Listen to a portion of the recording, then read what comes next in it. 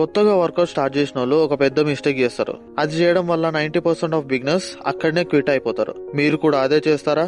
Good morning friends, నేను మీ fit సింహ తరుణ్. ఈ నా డే 18 ఆఫ్ 40 డేస్ ఛాలెంజ్. అయితే ఈ రోజు ముచ్చట ఏంటంటే, కొత్తగా వర్కౌట్ స్టార్ట్ చేసినప్పుడు మన ఎక్సైట్మెంట్ పీక్ లెవెల్లో ఉంటుంది.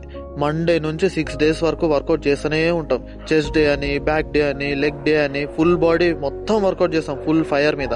అయితే ఆ ఎక్సైట్మెంట్ 2 వీక్స్ లో ఖతం అయిపోద్ది. ఎందుకంటే బాడీ పెయిన్స్ ఎక్స్ట్రీమ్ లో ఉంటాయి, మార్నింగ్ బెడ్ నుంచి లేవలేకపోతాం, ఎనర్జీ జీరోలో ఉంటది, మోటివేషన్ డౌన్ లో ఉండిపోతుంది, మైండ్ లో ఒక థాట్ వస్తుంది, మనకి వర్కౌట్ సెట్ అవుతాయా అని.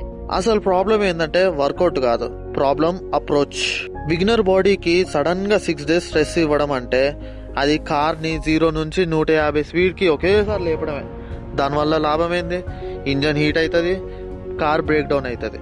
మీరేమనుకుంటారు? నేను వీక్ ఉన్నా అనుకుంటారు, కానీ అది ఓవర్ ఎక్సైట్మెంట్. అందుకే కొత్తగా వర్కౌట్ స్టార్ట్ చేసిన జిమ్ కు అయినా కానీ 3 డేస్ పర్ వీక్ వర్కౌట్ చేయండి, మోడరేట్ వెయిట్స్ లేపండి, ప్రాపర్ రెస్ట్ ఇవ్వండి, ఫామ్ మీద ఫోకస్ చేయండి. గుర్తు పెట్టుకో, మజిల్ బిల్డింగ్ అంటే రేస్ కాదు, అదొక మ్యారథాన్. అందుకే ఎక్సైట్మెంట్ కంటే కన్సిస్టెన్సీ మెయింటైన్ చేయండి.